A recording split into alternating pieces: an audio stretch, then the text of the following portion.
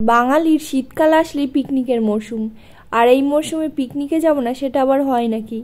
26শে December মানে কালকে আমাদের একটা পিকনিক ছিল। তো পিকনিকের ব্লগটা তোমাদের সঙ্গে ছোট্ট করে শেয়ার করব আজকে। মেনলি আমার আর মায়েরই যাওয়ার কথা ছিল, বাকি আর কেউ যায়নি বাড়ির।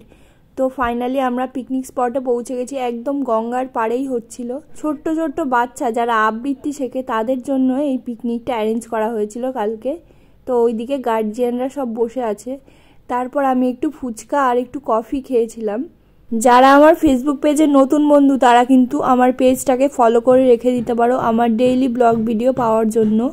আর এই দেখো এদিকে রান্না হচ্ছে, এদিকে আমি একটু ভিডিও করছিলাম, কাটা বাটা চলছে। আর আমি এদিকে পকোড়া সার্ভ করছিলাম। এরকম গামলা 6 গামলা পকোড়া কিন্তু কালকে নিমেষের মধ্যে শেষ হয়ে গেছিল। আর পকোড়াটা খেতেও হয়েছিল দুর্দান্ত। আমি নিজেই মনে হয় 5 বাটি পকোড়া নিয়েছিলাম। আর একজন এখানে গান করছিলেন, মনে হচ্ছিল একদম প্রফেশনাল সিঙ্গার, কিন্তু উনি কোনো প্রফেশনাল নন। তারপর এদিকে আমি একটু বাচ্চাদের সঙ্গে র্যাকেট খেলছিলাম। তারপরে বাচ্চারা একটু গানের সঙ্গে নাচ করছিল।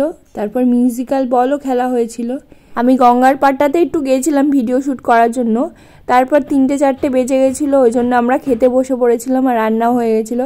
প্রথমে কি দিয়েছিল বলছি, সাদা ভাত আর ভেজ ডাল।